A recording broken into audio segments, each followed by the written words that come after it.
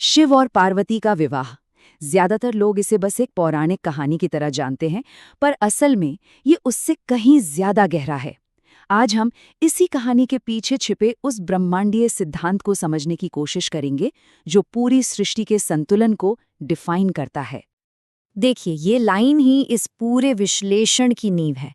ये कोई आम शादी नहीं थी, ये था चेतना और शक्ति का मिलन। वो मौलिक संगम जिसने एक बिखरे हुए, रुके हुए ब्रह्मांड को फिर से बैलेंस में ला दिया। लेकिन सवाल ये उठता है कि आखिर इस महान मिलन की जरूरत पड़ी ही क्यों? क्या हुआ था ऐसा? इसका जवाब दरअसल एक बहुत बड़े कॉस्मिक पॉज में छुपा है। एक ऐसा ठहराव जब सृष्टि का धागा ही मानो रुक गया था। कहानी शुरू होती है सती के देहत्याग से। अपनी पहली पत्नी के जाने के बाद शिव दुख और वैराग्य में इतने गहरे डूब गए कि उन्होंने दुनिया से अपनी सारी जिम्मेदारियों से मुंह मोड़ लिया और वो चले गए एक गहरी, बहुत गहरी समाधि में, चेतना के अनंत सागर में जैसे विलीन हो गए। अब जरा सोचिए, अगर इस ब्रह्मांड की चेतना मतलब एक प्योर कॉन्शियसनेस ही सो जाए तो क्या होगा? बिल्कुल वही हुआ। क्रिएशन का, निर्माण का, गति का सारा इंजन ही थम गया। पूरी सृष्टि एक गहरे असंतुलन की खाई में गिरती चली जा रही थी। और देखिए, ये प्रकृति का नियम है। जब चेतना निष्क्रिय हो जाती है तो उसे जगाने के लिए शक्ति को संकल्प लेना ही पड़ता है। और यहीं से कहानी में एंट्री होती है पार्वती की, वो शक्ति जो इस ठहराव को तोड़ने वाली थी। पार्वती कोई साधारण स्त्री नहीं थी, वो तो स्वयं आदि शक्ति का ही अवतार थीं, और उनका जन्म बस एक ही मकसद, एक ही महान उद्देश्य के लिए हुआ था: शिव को उनकी समाधि से जगाना, उन्हें संसार में वापस लाना और उस बिगड़े हुए ब्रह्मांडीय संतुलन को फिर से स्थापित करना। और उनका यह संकल्प कितना मजबूत था, इसका अंदाजा इसी बात से लगा सकते हैं कि उन्होंने हजारों सालों तक ऐसी कठोर तपस्या की जिसकी कोई कल्पना भी नहीं कर सकता। ये सिर्फ शिव को पाने का प्रेम नहीं था, नहीं, ये ब्रह्मांड के प्रति उनका कर्तव्य था। एक ऐसी शक्ति का अटूट निश्चय जो चेतना को जगाने के लिए किसी भी हद तक जा सकती थी। तो हजारों साल की इस तपस्या के बाद आखिरकार वो मोड़ आता है, वो क्षण जब शक्ति का संकल्प चेतना के दरवाजे पर दस्तक देता है। ये शिव के जागरण का द मोमेंट ऑफ अवेकनिंग था। जब शिव ने अपनी आंखें खोलीं तो उन्होंने पार्वती की तपस्या को देखा, उनके संकल्प को पहचाना और शक्ति के महत्व को स्वीकार किया।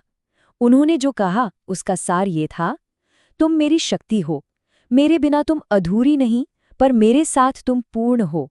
सोचिए जरा, कितनी गहरी बात है ये। ये अधिकार की बात नहीं है, ये है समानता की, एक दूसरे को पूरा करने की स्वीकृति।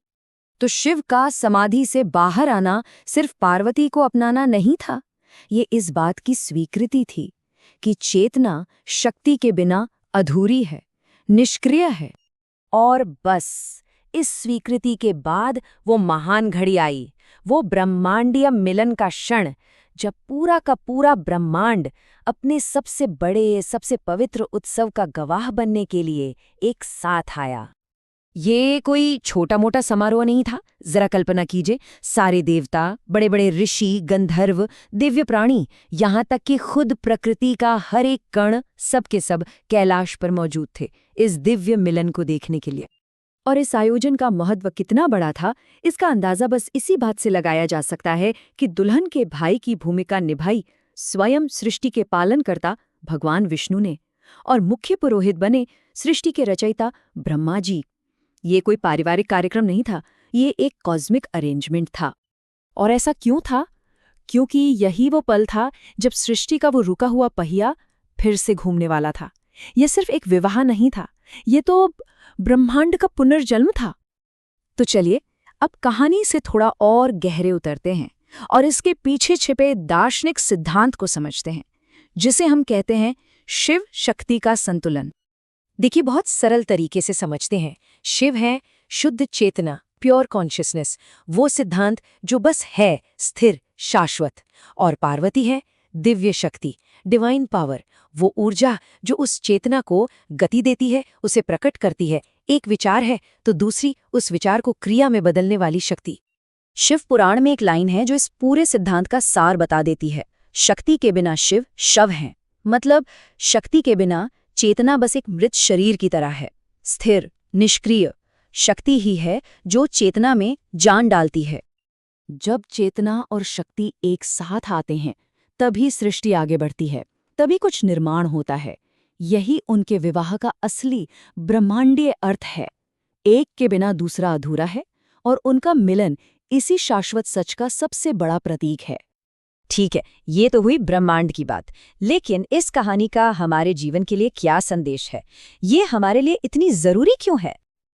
देखिए, इस मिलन का असर क्या हुआ। सबसे पहले तो सृष्टि जो रुक गई थी वो आगे बढ़ी, धर्म को स्थिरता मिली, प्रेम को एक दिशा मिली, और सबसे बढ़कर हर घर के लिए, हर गृहस्थ जीवन के लिए एक आदर्श स्थापित हुआ। तो ये कहानी हमें क्या सिखाती है? यही कि विवाह कोई अधिकार नहीं है, ये एक जिम्मेदारी है, एक दूसरे को पूरा करने की जिम्मेदारी, संतुलन बनाने का एक रास्ता, प्रेम और त्याग का मार्ग। और इस दिव्य संतुलन का सबसे बड़ा आधार क्या है? सम्मान, रिस्पेक्ट। जब रिश्तों में चेतना यानी विचार और शक्ति यानी क्रिया दोनों का सम्मान होता है, बस वहीं शिव शक्ति का वास होता है। तो अंत में ये सवाल हम सबके लिए है, हम अपने जीवन में, अपने भीतर और अपने रिश्तों में चेतना और शक्ति की इन दो महान शक्तियों को कैसे संतुलित करते हैं? ये एक ऐसा सवाल है जिसका जवाब हम सभी को खुद खोजना है।